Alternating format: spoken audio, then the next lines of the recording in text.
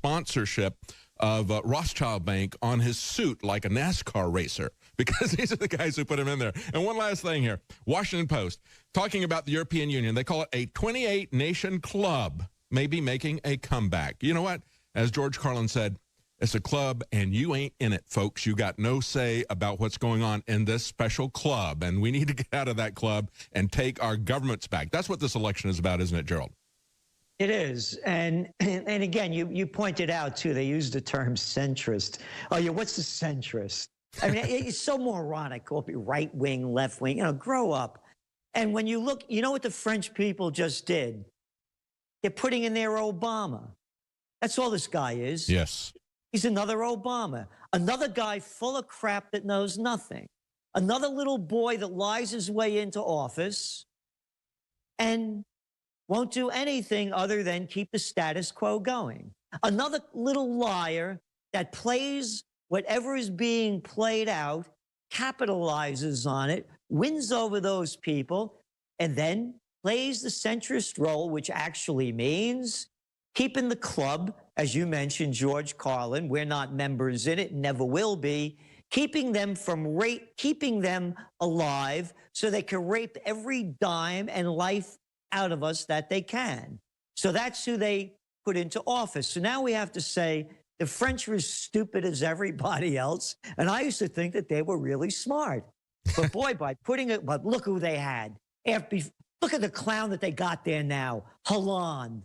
Yeah. Look at the jerk they had behind him, a little warmonger of a nothing guy, Sarkozy, that took out, along with Obama, and another little jerk, I should say wanker because he's English, Cameron, who also started the war in Libya. So when you look around the world and look what you have, I guess the people are getting what they deserve because they're putting in one little jerk after another. Yes, and of course, when you're talking about Sarkozy and Hollande, who is the first French president to not run for re-election, why? One of the reasons is because he angered his socialist base by pandering to the bankers in Brussels. And the guy who enacted those policies was Macron, who Hollande brought into his administration because Rothschild wanted him there. Basically, he bought his way out of his government service for 50,000 euros. Then spending 4 years with Rothschild, he becomes extremely wealthy, and then they insert him into a socialist government. So that's why you had this fracturing of the Socialist Party there. But of course, they also reported how he was partying after the election with Sarkozy and all of his bling-bling celebrities, which is what they call them in France. So this is a guy who is equally at home with all of the establishment. That's why they call him a centrist, because they don't want to label him as being with one party or the other. No, he's with the globalists in Brussels. He's with the bankers. He's a central bankerist is what he is. You see now in what they will try to do, but of course they can't do it with this one, is call you, Mr. Knight, a conspiracy theorist.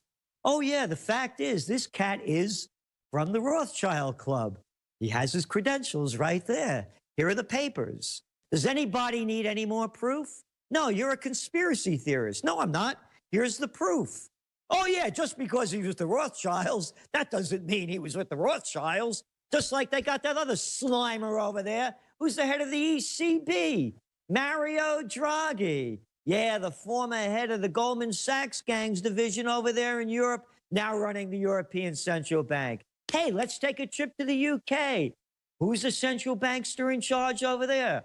Carney. Yeah, Carnival Man. Oh, yeah, wasn't he with Goldman Sachs too? Hey, look at the clown running Australia. Turnbull, or is it Turn BS Bull? Yeah, another Goldman Sachs cat, huh? One after another. That's right. It's a banker takeover. Oh, and everybody out there say, oh, Celente, lower your voice, you're becoming angry. Hey, get this in your head.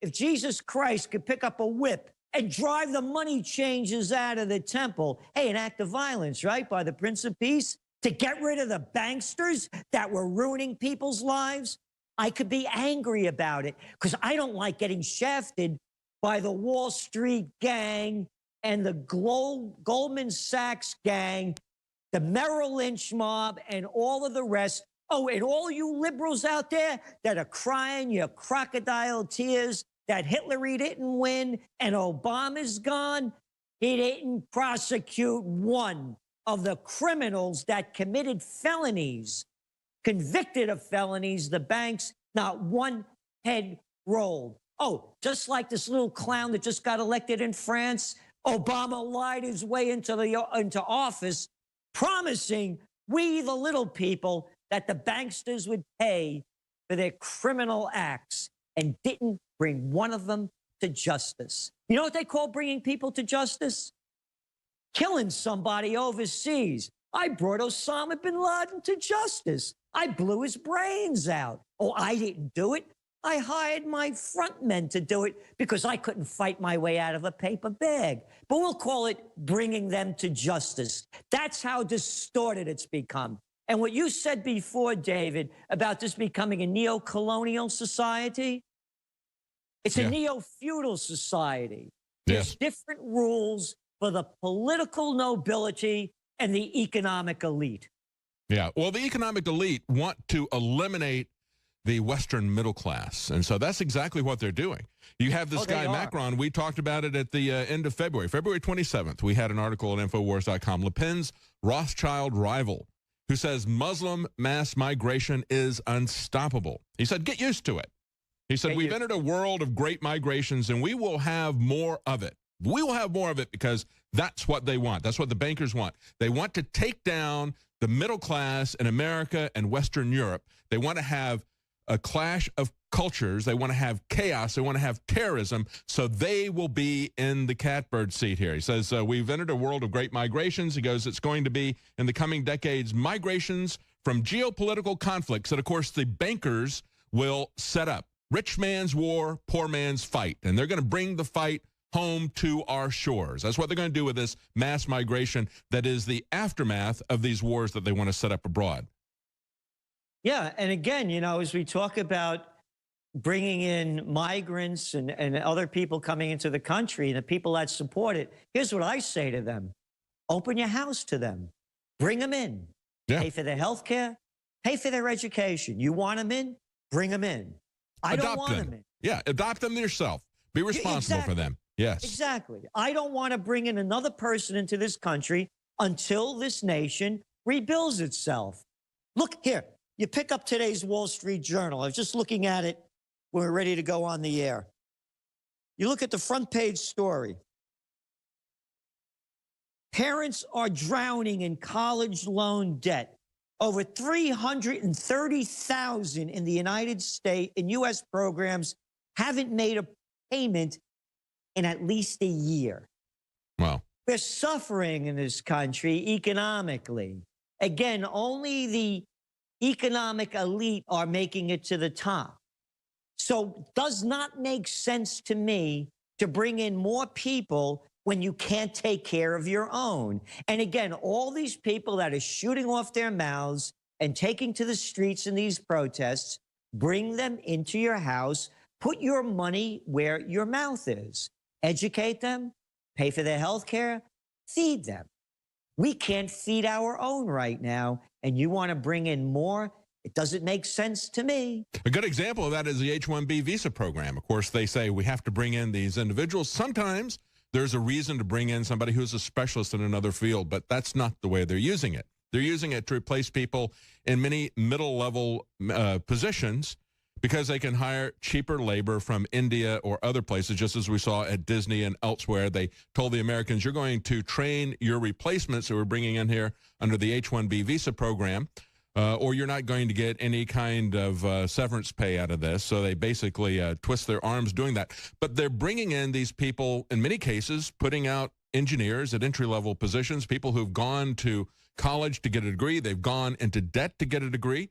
But also we have illegal aliens who come in here under the Dreamer program. And, Gerald, they get in-state tuition because even though at any state that they want to go to. I mean, even Americans, they're always put ahead of the line of Americans, even when it comes to something like that. An American, if you have to live in that particular state and only in that state can you get an in-state tuition. If you're a foreign citizen criminally trespassing in this country, you can go anywhere you want and get at the head of the line.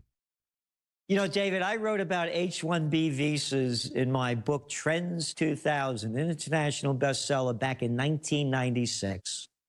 I showed how it was a whole scheme from Silicon Valley to bring in cheap labor so they wouldn't have to pay the people in this country a living wage when they could get away with it. And the entire push to bring in immigrants and refugees going back was the National Association of Manufacturers, when we had manufacturers in this country, and Silicon Valley. It was a con job by the Silicon con men to bring in cheap labor. That's all of this is about. Yeah, absolutely. And, you know, we've seen some movement by the Trump administration to curb that. That's one of the things that he had talked about in his campaign, and I'm glad to see him do it. One of the things, too, Gerald, and I wanted to get your take on this, was we saw today that they announced that the Trump administration is going to look at the abuse that the executive orders that Barack Obama filed to use the Antiquities Act to take massive amounts of land, especially throughout the West. He was calling everything a monument, part of the Antiquities Act, which would have been set up to save some specific artifact of culture. And just like he abused the 1917 Espionage Act, he also abused this ancient piece of legislation to take millions upon millions of acres. And this is something that is a big issue out west. And the Trump administration has now taken the lead, saying that they're going to go back and look about 20 years at the abuse of this particular tactic and possibly undo some of these takings of land. Yeah, I don't know much about that. So I'm not going to really comment on it. I haven't really been following that. But what again, there are, on the economic issues, I agree a lot of what Trump is doing. And when you looked at the poll that came out, for example, and his low ratings is 100, the first 100 days. But then you look at what his most popular position on that polling is. 73% of the people support him for his wanting to bring back jobs and create jobs in the United States. That's right, putting America first. Exactly. Yes. So in those issues, I'm totally for it. On the foreign policy issues, he's done a 180 on it. Yes. He came out and said, well, how useless NATO is, which it is, and now he's backtracked on that. And the UN. And the UN, as he was saying, the UN is doing an awful job, and yet what do we see? We see him going exactly opposite. You're talking about the Occupy Peace situation. I'm very concerned that he brings in the United Nations Security Council to the White House before he talks to anybody from Congress. And it sounds like the type of thing that we saw going back a few years ago when Jeff Sessions was talking to Leon Panetta. We all remember that clip. And Jeff Sessions is saying, well, what would you do? And Leon Panetta says, well, we might notify you after the fact, but we're going to make the decision with the UN and with NATO, and we might advise Congress after the fact. And Jeff Sessions says, wait a minute, you're a congressman. You know what the Constitution says. Congress is supposed to declare the war according to the law. And they have this back and forth. But now it looks like that's what's going on with North Korea. We'll have to wait and see. But it certainly is troubling for me to see the order in which this is happening. First the UN, then the Senate, then the House is going to be advised by the White House. And again, you look at who he stacked the administration with. Yes. Loaded with defense contractors and generals. I want to read you a quote. This is the guy, our U.S. Defense Secretary, Mattis, Mad Dog. Quote, you go into Afghanistan, you got guys who slap women around for 5 years because they don't wear a veil. Guys like that ain't got no manhood anyway. It's a hell of a lot of fun to shoot them. Mm-hmm. I mean, this is coming from an adult. Here's another one from him. I'm going to plead with you, do not cross us. If you do, survivors will write about what we do here for 10,000 years. He's talking about the U.S. occupation of Afghanistan. What are we doing over there? It was a war. I broke up George Bush's speech to the American people in one of our Trends Journal 9 days after 9/11. I wrote, this is how I began it. Only a madman would speak these words, and only people dumbstruck with fear would believe them and believe they did. There was no proof of anything that we should have gone into Afghanistan. There's a man by the name of Osama bin Laden, and he'd been hiding there. Yes, so? Well, we're going to go over there, and we're going to get rid of those Taliban. Oh, the Taliban. Hey, isn't that what Jimmy Carter created to get the Russians out of there? Oh, no, it's the Mujahideen, too. Oh, that's the one Osama bin Laden was part of. I mean, everybody forgets these things. Well, of course, they've got a lot of lithium, Gerald. They got a lot of lithium that they use for batteries. They're the lithium. They are to lithium what Saudi Arabia is to oil. That's one of the reasons that we're there. Of course, they also have massive production of poppies for the opiates, and that has skyrocketed since we've gone back there. So we've got real reasons for being there, don't we, Gerald? Well, no, the reason they invaded Libya and Iraq was because of their broccoli crops. It wasn't because they were sitting on Libya, the finest sweet crude on the planet that only cost $1 to get out of the ground, and the 10th largest oil reserves. And what does Iraq have? The second or third largest oil reserves. You know, it had nothing to do with that, of course. And Syria doesn't have anything to do with the pipelines that are competing to come across. It has nothing to do with any of that. It has to do with freedom and democracy. All right, we're going to take a quick break. We're going to be